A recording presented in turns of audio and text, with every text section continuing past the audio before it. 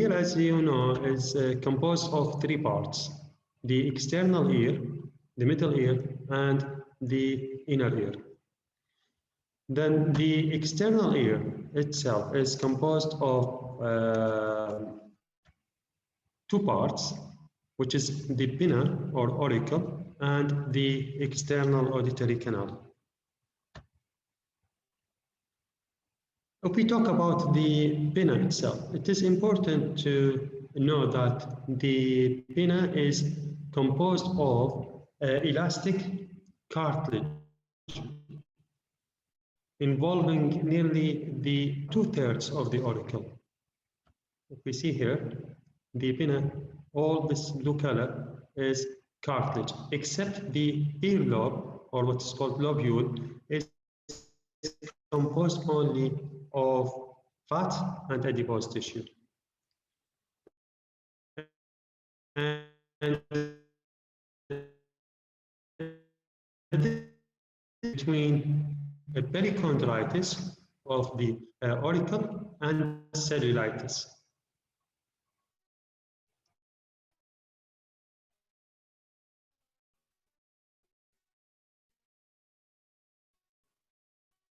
Of the whole wire with perichondritis part of. Okay, so this information is simple, but it is important to understand. Now, what about the two curvatures? This part of the pinna is called helix, and a second curvature is called antihelix. Okay, and in the upper part of the antihelix, it is divided into two parts: superior crus and inferior crus. Also, we have two important protrusions: the tragus, which is cartilage, and the position of tragus is just anterior to the entrance of the ear canal. Okay, and just opposite to the tragus, there's another prominence cartilage, which is called antitragus. In the center of the pinna, there's a hollow, which is called concha. Okay, then what is the function of the pinna? So the main function is to capture and direct sound waves towards the external acoustic meatus. Okay, so this is the whole information about the pinna. So the important information, just to remind you, that the upper 2/3 of the cartilage is composed of, the upper 2/3 of the pinna is composed of cartilage, except the ear lobule. Now, do you have any question? If there's anyone have a question, has a question, that I will continue now with the external acoustic meatus or external auditory canal. The external auditory canal is composed of two parts. Outer 1/3 cartilaginous, and the medial 2/3 is bony. Okay, and the two parts meet at an angle. For that reason, during examination of the ear, we need to pull the auricle outward, backward. Okay, and this is important to straighten the ear canal. And what is the length of the external auditory canal? It is 1 inch, which is equal to about 2.5 centimeters. It is important to understand the length of the ear canal, because during instrumentation, sometimes it is difficult to see the tympanic membrane. At least you have idea about the length of the external auditory, and then by this way you can avoid perforation of the tympanic membrane. Also, because the you can see the interior wall of the external auditory canal is slightly longer than the posterior wall. Good. Another important information you have to know that wax glands and hair follicles are only present in the outer third. That means hair follicles only in the cartilaginous part of the external auditory canal. So when you examine the ear, you can know where is the beginning of the bony external auditory canal at the hairline. Okay. In the floor of the cartilaginous part of the external auditory canal,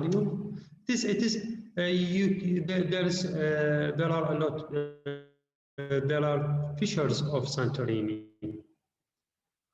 It is not seen by naked eye, so when you examine this, you cannot see the fissures of Santorini. But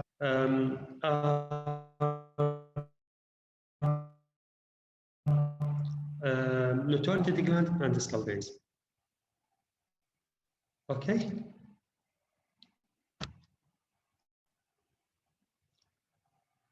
Any question? The tympanic membrane. Tympanic membrane structurally is part of the external ear. And the dimension of the tympanic membrane, it is just about 1 centimeter. So you can imagine just about 1 centimeter. And the thickness of the tympanic membrane, the thickness, it is just about 0.1 centimeter. So it is about 1 millimeter, okay? So the diameter is about 1 centimeter, and the thickness, it's very thin, it is about 0.1 centimeter. Then what is the area of the tympanic membrane? It is about just 85 millimeters square, of which only 55 millimeters square is physiologically effective. When I say physiologically effective, that means the vibration of the tympanic membrane. So not whole of the tympanic membrane is vibrated. It is only 55 millimeters square. What is the color of the tympanic membrane? It is a gray, pearly color. Okay, so if you see the tympanic membrane as red or congested, then that is not normal. The tympanic membrane itself is divided in 2 parts. The bigger part, like this, is pars tensa, and the smaller part, which is just a small portion of the tympanic membrane, is called pars flaccida. So from the name pars tensa, pars flaccida, tensa means tense, flaccida means flaccid.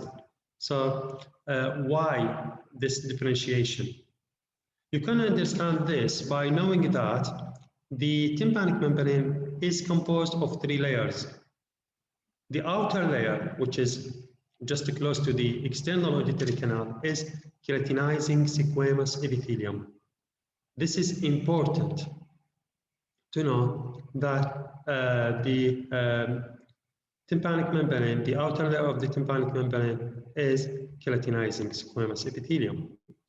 Then the second layer is lamina propria, which shows radiating and circular fibers. The inner layer, which is just close to the middle ear, is mucous epithelium. Okay? Now, why the upper part is pars flaccida, flaccid, and not as strength as the pars tensa?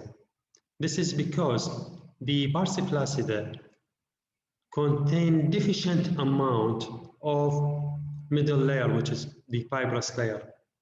So it is deficient, not absent. فممكن اجيب لك بالام سي كيو انه اقول لك absent, هذه wrong. So it is deficient. Okay, then the whole tympanic membrane, okay, attached to the external auditory canal through what is called tympanic annulus. So if you see if you see it is clear, the thickness here of the tympanic membrane, which is a fibrocartilaginous ring, it is called tympanic annulus. And this tympanic annulus sits in a hollow in the temporal bone, okay? So just I will repeat this point.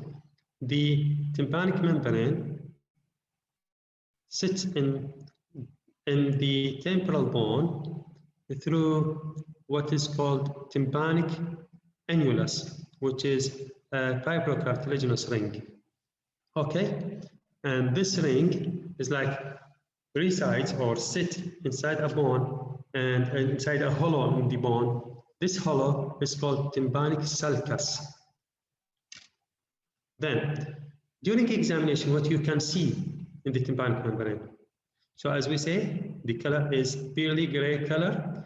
You see in the middle of the tympanic membrane is in the center, there's what is called ambo, which is the lowest part of the handle of malleus.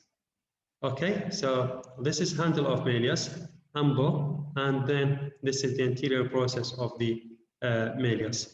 It is important also to notice that there's a light reflex, which is usually situated in the, which is usually seen in the anterior inferior part of the tympanic membrane. So just to help you to remember what is the light reflex, I said anterior inferior, so it is usually directed, if you see me on the just the direction of the cone of light is usually towards the angle of the mouth.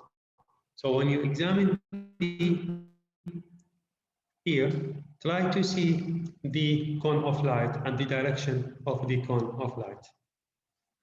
Okay? Do you have any question?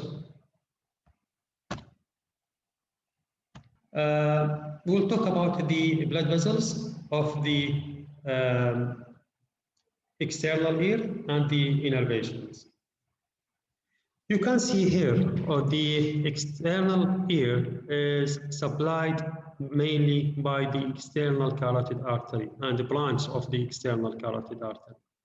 The main one is the superficial temporal artery, also from the posterior auricular artery and from occipital artery. So occipital artery, occipital artery, post-auricular artery, and superficial temporal artery, all of them are branches of the external carotid artery. The maxillary artery is only supplying the deeper part of the external acoustic meatus and tympanic membrane. What about the veins? The veins usually follow the arteries listed above. So the same names. What about innervations now? So the main innervation of the ear, it is from, you can see the auricle is supplied with a greater auricular nerve, which is originated from C2, C3. Okay? And also there is involvement of auriculotemporal nerve, which is a branch of mandibular nerve. Then we have small sensation, especially of the medial part of the auricle by then the facial nerve and vagus supplying just part of the supplying the external auditory canal and very small area of the pinna. Okay, so and now lymphatic drainage. The lymphatic drainage usually goes to the parotid region, to the mastoid and upper deep cervical and superficial cervical nodes. Okay, any question about the external ear? The middle ear cleft. When we say middle ear cleft, it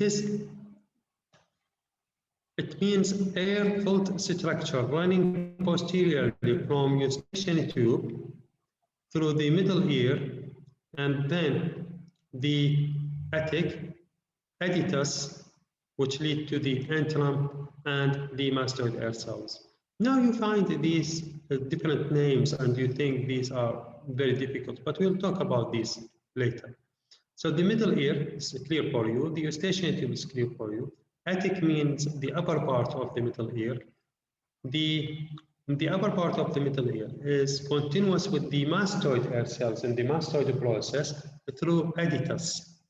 And then there's a big air cell here, which is called antrum, and then multiple mastoid air cells. Okay, and lining the mucosa of middle ear cleft is modified respiratory epithelium. It is important to know that squamous epithelium can be there, but it is non-keratinizing squamous epithelium. So it is important to understand this. There's no keratinized squamous epithelium, so it is non-keratinizing epithelium. Then we'll talk about the borders of the middle ear. To understand the borders, you can imagine yourself like in a room, and in a room there are 6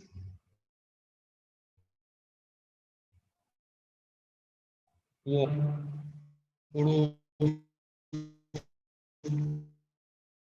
and borders of the middle ear. If you understand the meanings of different diseases in the ear. If we talk about the roof, now this is the middle ear. The middle ear cavity is very small also. It is about 1.5 centimeter. The AP dimensions, it's about 1.5 centimeter roughly. Okay, and if you see the roof of the middle ear, this part of the middle ear, which is just above the level of the tympanic membrane, is called attic region or epitympanic recess. So when you examine the patient with otoscope, you'll see the tympanic membrane, but the part just above of the tympanic membrane, which is part of the middle ear, is called attic. You know attic, إذا شايفين البيوت الأجنبية عندهم هيك شيء يعني هاي الزيادة، هو هذا الاتيك، يعني كأنه أنت هذا البيت وهذا شوف أنا ما أعرف شلون اسمه، فهذا هو الاتيك. زين، إلى اسم ثاني يسمونه epitympanic recess. So the roof of the epitympanic recess, as you see, it is a thin bone. It is called tegmen tympani. Separate exactly separate the middle ear from the temporal lobe. Okay, so this is the roof. Then the floor. The floor you can see also there is a thin bone separated from the internal jugular vein. Okay. Now the lateral wall. The lateral wall is the tympanic membrane. Is the lateral wall of the epitympanic recess. هذا البارت بالتحديد it's called scutum. Good. Now the medial wall. This is the medial wall of the ear, and you can see a prominent bulge, which is called the promontory, and the promontory houses the basal term of the cochlea. Also, what we can see in the middle ear, you can see this part is facial nerve, okay? And we can see 2 openings. One is called oval window, which is just under the stapes, and another window which is here, it's called round window. Okay. Now, what about the anterior wall? This picture is just to show you what are the anterior wall. You can see here in the anterior wall, and just above the opening of your eustachian tube, you can see a muscle. It is called tensor tympani muscle. Okay, so tensor tympani muscle and eustachian tube. Good. The posterior wall, as you see now, this is the ear, so the posterior wall is the mastoid and mastoid air cells. If you understand these boundaries, then you can understand if there is infection here, if it goes upward through the roof, so it goes like brain abscess, meningitis, and so on. The mastoid, and it causes mastoiditis, mastoid abscess, and inner ear. It can cause damage to the facial nerve or lesion to the facial nerve, so it causes facial nerve palsy. So you can now see how it is important to understand the borders of the middle ear, and then you can imagine what are the complications of different diseases in the middle ear. Ossicles. So the middle ear bones, we have 3 small bones, which is the largest. This is the malleus. This is the largest bone. It's composed of the head, the head, neck, handle of malleus, and just in the bottom of the handle of malleus is the umbo. And also we have anterior process and lateral process. Just I forgot to say that the umbo is attached to the malleus, to the tympanic membrane. So not the whole part of the malleus. We see the malleus during examination of the tympanic membrane, but it is not attached along the handle of malleus to the tympanic membrane. Only the umbo is attached to the tympanic membrane. Okay. Now the second bone is incus. With incus we have what is called body, short process, and long process. So the head of the malleus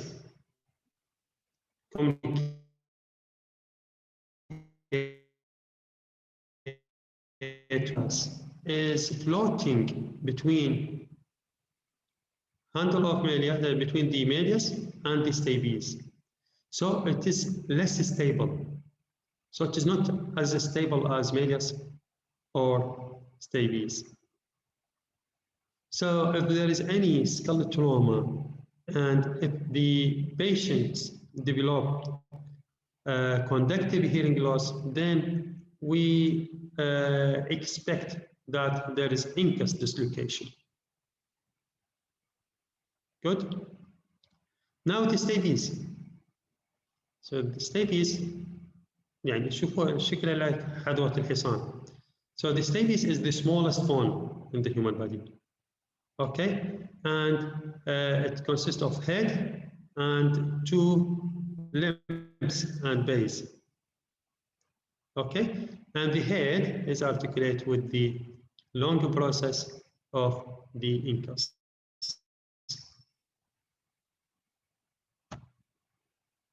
Good. Now the mastoid air cells. Mastoid air cells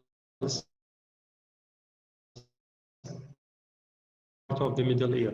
So this is the eustachian tube. This is the middle ear. This is the upper part of the middle ear, which is called attic or the epitympanic recess. And then the opening of that separate or that communicate between the middle ear and the mastoid is called edetus. Then the beginning of the mastoid air cell, there's a big mastoid air cell is called mastoid air cells. The mastoid air cells are filled with air, and with CT scan you can see air usually black. So you see there the multiple mastoid air cells, and these means are healthy cells.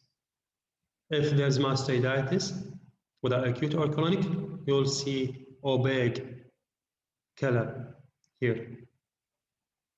Okay. So what is the function of mastoid air cells? It usually acts as a buffer system of air and releasing air into the tympanic cavity when the pressure is too low. Good. So the muscles in the middle ear, what types of muscles? So we have two muscles, just two. And the function of these muscles is just protective.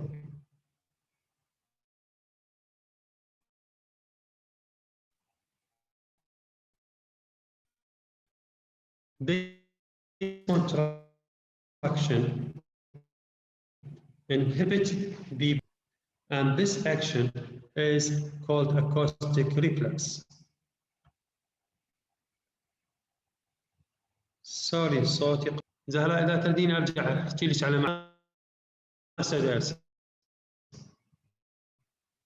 This is the eustachian tube, and then this is the tympanic cavity or middle ear. The upper part of the middle ear is called attic, and it communicates with the mastoid through a small opening called edetus. And in mastoid, there is a big air cell is called mastoid antrum. In addition, there are a lot of mastoid air cells. We said the function of the mastoid air cells is like a buffer system. So it releases air when there is negative pressure in the middle ear.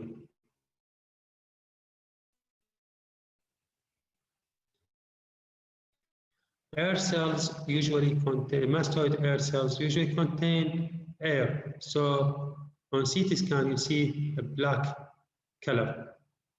If it is infected, in case of mastoiditis or mastoid abscess, then this will be opaque. Okay, and sometimes there will be necrosis of this septation, and it will become like a single cavity, infected cavity. So what I need you to know that the mastoid air cells is usually in CT scan, it's black color because of the air. Okay, so regarding the muscles, as I said, we have two muscles, and the function of these muscles is as protecting or protection of the loud noise. These muscles contract, and this will prevent and inhibit vibration of the malleus. This is the malleus, just to remind you. This is the malleus, and malleus, and the incus and the stapes. And this process is called acoustic reflex.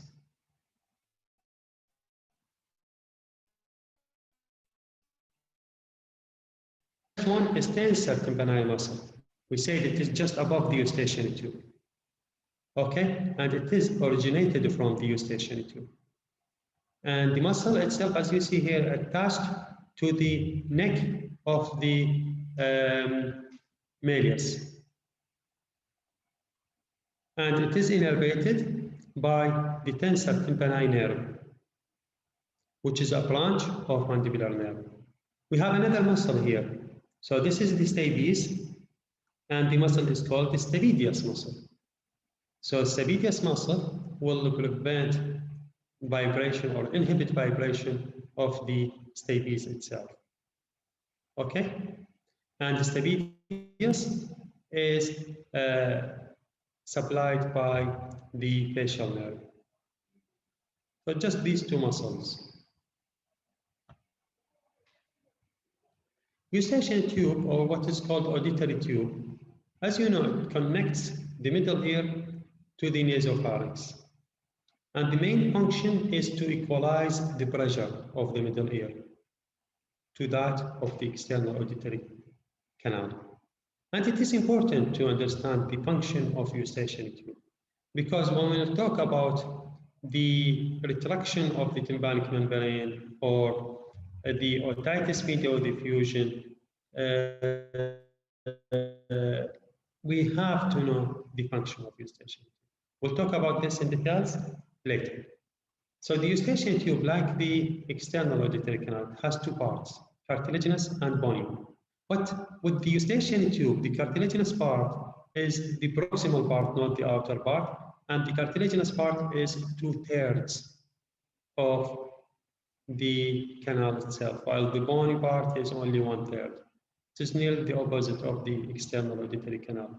In the external auditory canal, the outer third is cartilaginous, while here the inner 2/3 is cartilaginous.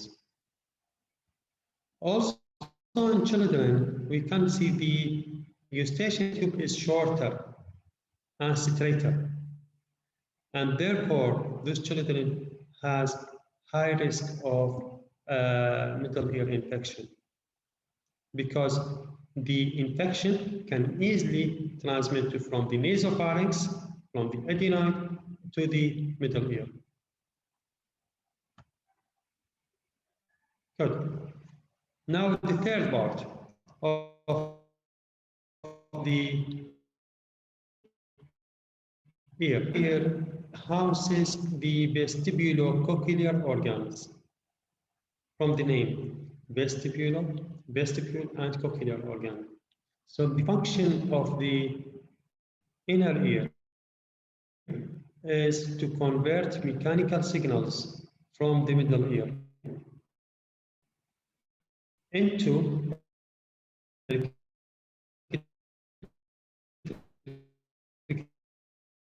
signals. What is the other? Hearing is usually controlled by the cochlea, are responsible for balance. Okay? The inner ear has two main components, bony labyrinth and membranous labyrinth. The bony labyrinth involves cochlea, vestibule, and the 3 semicircular canals. And the membranous labyrinth is just like continuous system of ducts filled with endolymph.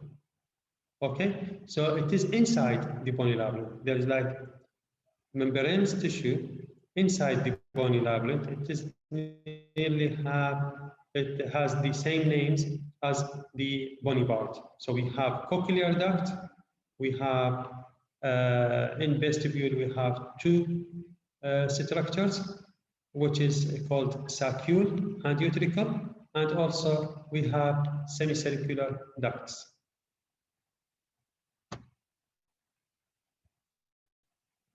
The cochlea. The cochlea is spiral structure, resemble a snail shape. Okay, if you can imagine here, so it looks like this structure. 1 10, second 10, and a half 10. So the cochlea, it contains 2.5 10, and these 10s wraps يعني تفتر around a bony structure called modulus. حتى تفهمون هذا الشيء ممكن إذا تخلي لك مثلا عمود هيك خلينا نقول صبعك وتخلي لك اسوندة دائرة مدورة. فالصوان ده يساوي ضربتين ونص. هذا الأصبع هو الموديولس. هذا الأصبع هو الموديولس. هي اللي راح تحتوي لنا على ال 2 and 1 half turns. بالصوان ده نفسه إذا بدنا نحكي باللغة العامية مثلا هذه بالترنز we will see 3 chambers. So the upper chamber is called the scala vestibuli. The middle part is called scala media, and the lower part is scala tympani. Scala vestibuli, it comes the name from the name. You know that the scala vestibuli is connected to the vestibule, while the scala tympani like tympanum means the middle ear. So it is the scala tympani terminate at the round window. Okay? Then the scala tympani, the scala vestibuli and the scala tympani contain fluids called perilymph, while the scala media contain fluid called endolymph. What's the difference between these fluids? The perilymph is similar to the extracellular fluid and similar to the CSF, while the endolymph contains high concentration of potassium. The difference, the concentration of the potassium is important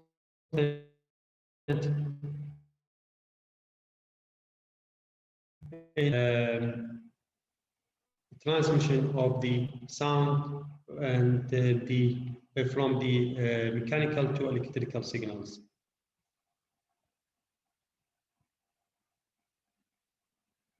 But if we talk about the scala media, the scala media is important because it contains the receptor organ of hearing. And the receptor organ of hearing is called organ of Corti. Organ of Corti. This is the receptor organ of hearing, which is situated in the scala media, and the scala media is situated in the cochlea. So this is the organ of Corti. It is not important for your level to understand every point of this organ of Corti, but generally it contains of different hair cells. We have outer hair cells and inner hair cells. And there are about 12 to 20,000 outer hair cells and 3,500 cells, inner hair cells. Okay? And these hair cells are covered with tectorial membrane. So the movement of these hair cells will generate electrical signals, and these electrical signals will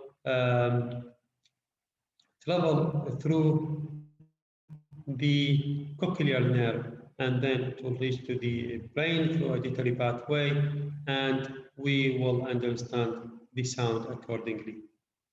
Okay, so we'll talk about, not today, on another day we'll talk about the physiology of hearing, and we will talk again about this subject, but still we will not talk in more details. Do you have any questions? Just the vestibule. So the vestibule, this is the part of the vestibule. The vestibule is in the central part of the bony labyrinth. It is separated from the middle ear by the oval window, and it's communicate anteriorly with the cochlea and posteriorly with the semicircular canal. What about the membranous labyrinth? It contains two structures, saccule and utricle. Okay, and these organs are important for balance. So it detects movement or acceleration of the head in the vertical and horizontal planes. Semicircular canals, we have 3 semicircular canals. anterior, lateral, anterior, this is the anterior, and this is the posterior, and this is the lateral semicircular canal. And these semicircular canals also responsible for balance alongside with the utricle and sacral. The most important part is this swelling in the semicircular canals, which is called ampulla. And these ampulla contain the hair cells responsible for the detection in the changes of the position of a person. For that reason, it is important for the function of balance.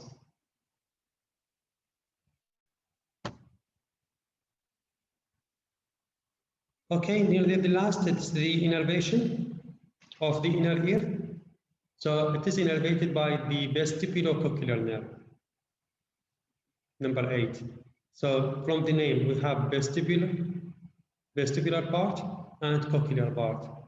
The vestibular part is responsible for balance, and so it goes to innervate the vestibule and semicircular canals, while the cochlear nerve is responsible for innervation of the cochlea, and it is responsible for hearing. Important note that the facial nerve, although it is passes in the through the inner ear to the middle ear, but it does not innervate any of the structure of listening.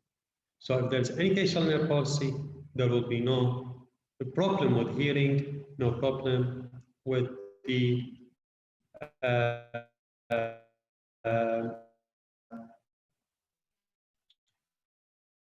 balance. Thank you very much. If you have any question.